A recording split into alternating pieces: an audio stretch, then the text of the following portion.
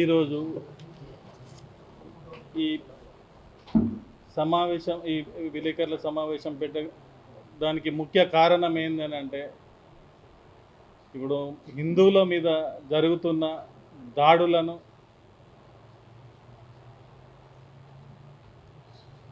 కంటిన్యూగా ఇప్పుడు 6 నెలల నుంచి ఇక్కడ ఏదైతే ప్రభుత్వం కాంగ్రెస్ ప్రభుత్వం అయితే వచ్చిన కాంచలి ఒక్కొక్క నెలలో ఒక్కొక్క దాడి జరిగినట్టు జరుగుతుంది.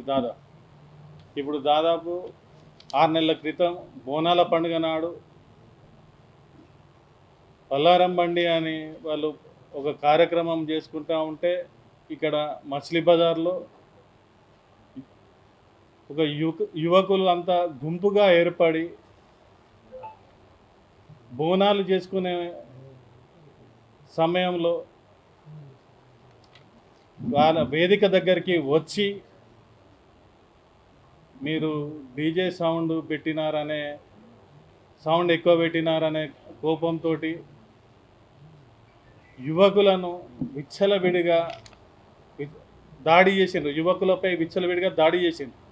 ఈ దాడి జరిగిన తర్వాత మరి కొద్ది రోజులకే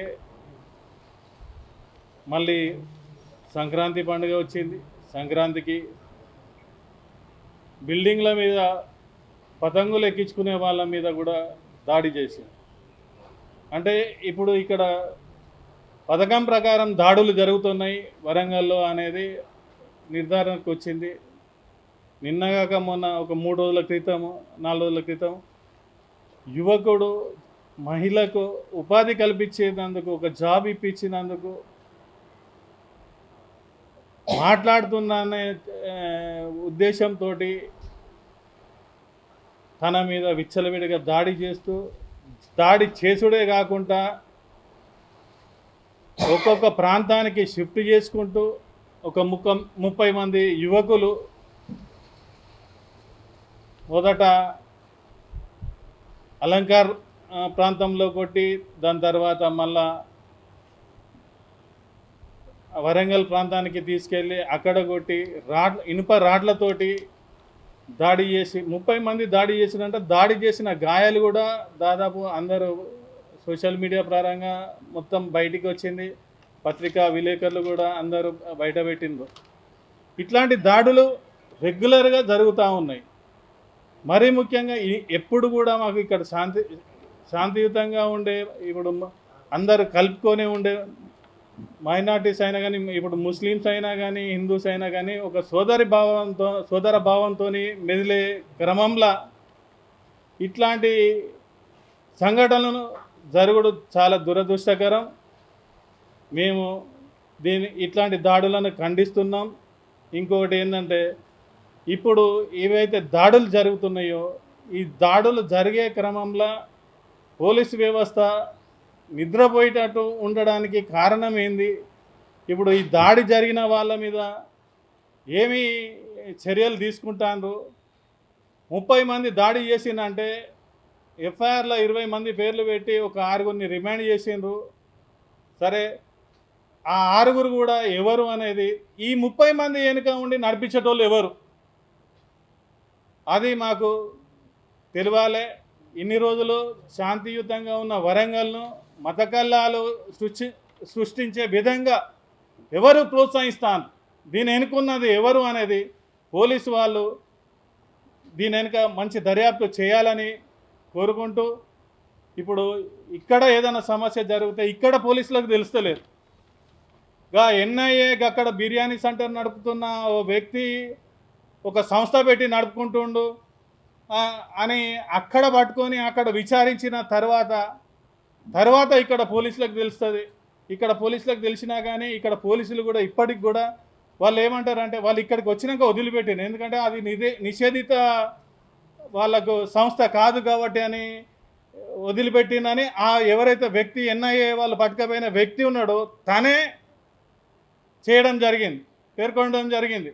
కానీ ఇక్కడ లోకల్గా ఉండి మైనార్టీలకు ఏమైనా జరుగుతుందా అంటే ముస్లింలకు ఏమైనా జరుగుతుందా అనే క్రమంలోనే వీళ్ళు ఆలోచిస్తారు. కాబట్టి పోలీసులు కరెక్ట్ చర్య తీసుకోవాలి. మాకు ఎవరి మీద కూడా ద్వేషం లేదు. మేము సోదర భావంతోనే ఉండేవాళ్ళము ముస్లిమ్స్ అని అంటే. కానీ కొందరు వ్యక్తులు దీన్ని ఎట్లా తీసుకొస్తానంటే ఏదో రాజకీయ పరంగా వాళ్లకు లబ్ధి పొందేదందు కొరకు, వాళ్ళ ఓటు బ్యాంకు కొరకే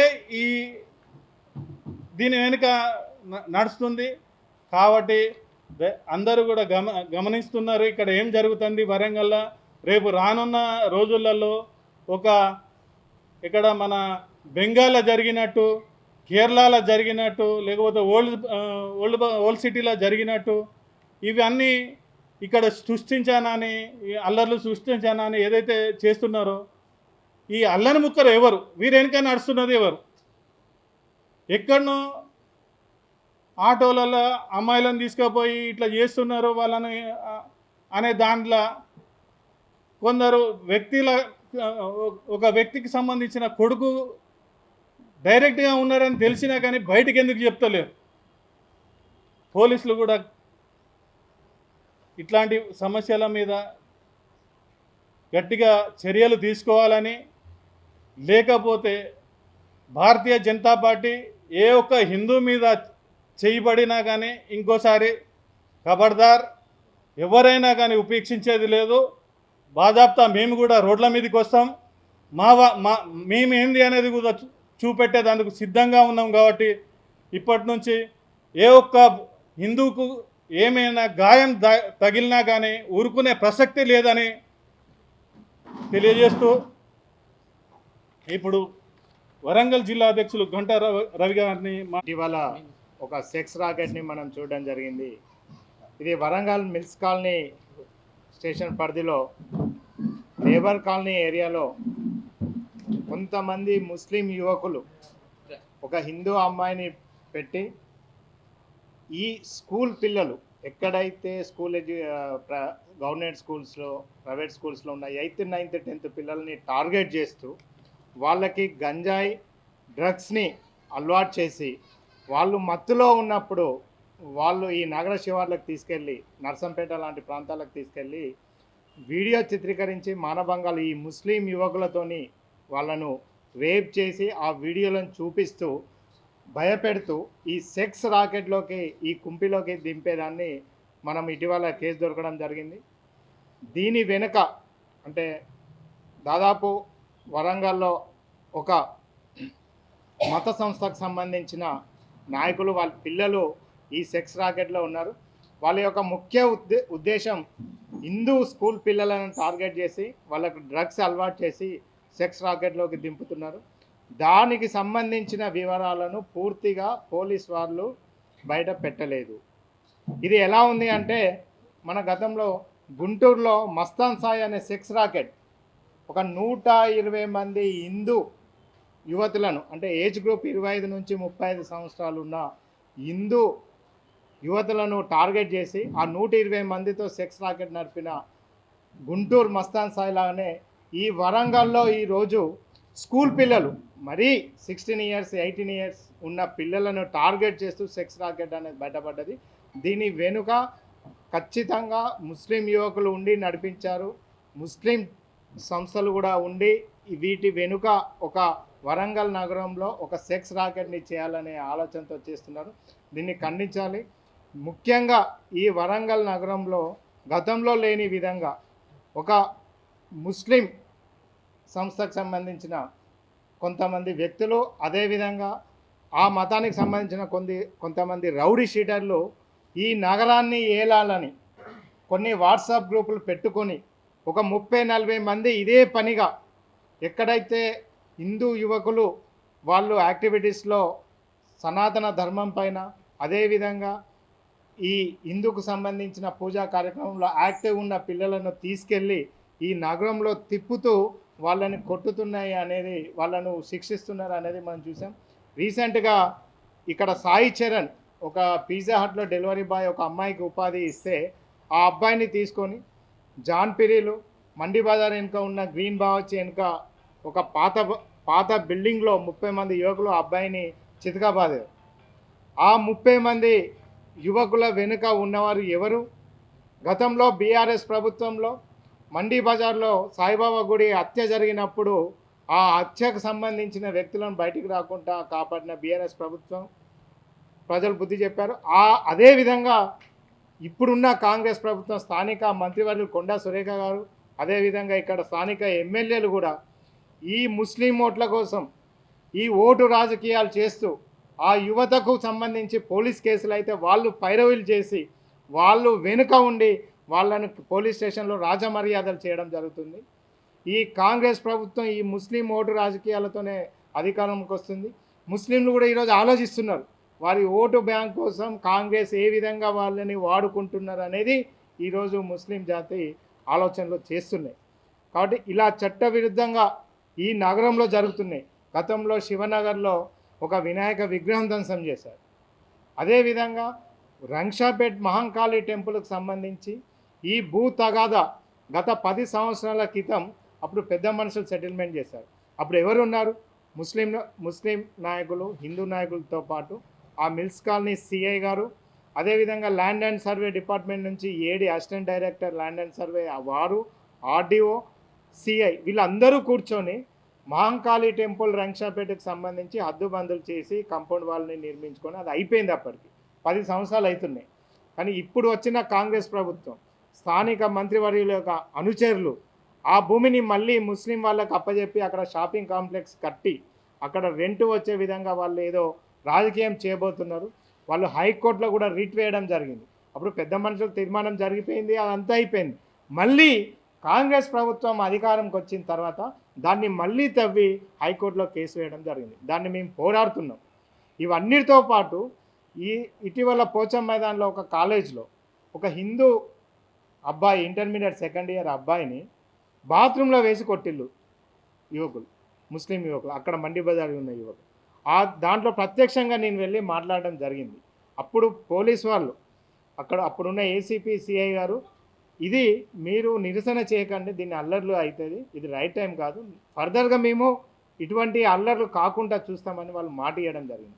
అదేవిధంగా విశ్వ హిందూ పరిషత్ వారు కానీ బజరంగ్ దళ్ వారు కానీ మొన్న జరిగిన సాయి చరణ్ దాడిపైన ఏసీపీ వారు, ఇది పండుగ రంజాన్ టైంలో మీరు ఎలాంటి నిరసనలు చేయకండి, మత కల్లోలాలు జరిగే అవకాశం ఉంటుంది, మీకు మేము మాట ఇస్తున్నాం, 30 మంది యువకులను మేము ఏదైతే చట్టరీత్యంగా మేము చర్యలు తీసుకొని వాళ్ళందరినీ కూడా చట్టపరంగా మేము శిక్షిస్తామని చెప్పారు. కానీ ఈ రోజు వరకు కూడా కేవలం 6గురిని మాత్రమే వాళ్ళు జైల్లో పెట్టడం జరిగింది. మిగతా 24 మంది దీని వెనుక ఉన్న ఎంత పెద్దవారైనా వాళ్ళని బయటకు తీసుకొని రావాలి.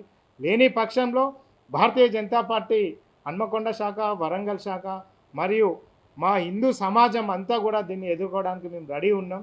మేము కూడా సామరస్యంగా ఉండాలి, మత కల్లోలాలు లేకుండా. వరంగల్ నగరానికి ఒక చరిత్ర ఉంది, ఈ నగర చరిత్రను మేము పాడు చేయొద్దనే ఉద్దేశంతో మేము ఓపిక పడుతున్నాం. కానీ పోలీస్ వ్యవస్థ పూర్తిగా శాంతి భద్రతలను కాపాడే దాంట్లో నిర్లిప్తంగా, నిర్లక్ష్యంగా ఉంది. వెంటనే వారు ఈ వరంగల్ నగరంలో ముఖ్యంగా కొన్ని ముస్లిం ఉగ్రవాద సంస్థలతో నిషేధిత జాబితాలో ఉన్న సంస్థలు పిఎఫ్ఐ కానీ ఐఎస్ఐ కానీ ఇక్కడ అంటూ మూలాలు ఇక్కడ రిలేషన్ స్టార్ట్ చేయడం జరిగింది. వాటిని అన్నిటిని కూడా కనిపెట్టి ఈ పిఎఫ్ఐ ఐఎస్ఐ ఉగ్ర సంస్థలతో సంబంధాలు ఉన్న నాయకులను వెంటనే అరెస్ట్ చేయాలి. ఈ వరంగల్ నగరంలో శాంతి భద్రతలను కాపాడాలని మేము పోలీస్ వ్యవస్థని కోరుతున్నాం. ఈ ఐబీ వ్యవస్థ కానీ, ఎస్బీ వ్యవస్థ కానీ, ఇంటెలిజెన్స్ వ్యవస్థ కానీ ఎక్కడ పోయినా ఎన్ఐఏ పట్టుకుంటే కానీ తెలియని వ్యవస్థ ఇక్కడ ఉంది. కాబట్టి కమిషనర్ గారిని కూడా మేము కోరుతున్నాం, వారిని కూడా మేము కలుస్తాం. ఇక్కడ ఉన్న పోలీస్ వ్యవస్థ నిద్రపోతుంది, ఈ నిద్రలకెళ్ళి బయటికి వచ్చి ఇక్కడ శాంతి భద్రతలను కాపాడాల్సిన బాధ్యత పోలీస్ వారికి ఉన్నదని తెలియజేస్తూ, లేని పక్షంలో భారతీయ జనతా పార్టీ అదేవిధంగా హిందూ యువత ఎవరిని కూడా వదిలిపెట్టే సమస్య లేదు. మేము ప్రతి దాడులను కూడా చేయాల్సి వస్తుందని ఈ మీడియా మిత్రుల ద్వారా మేము తెలియజేస్తున్నాం.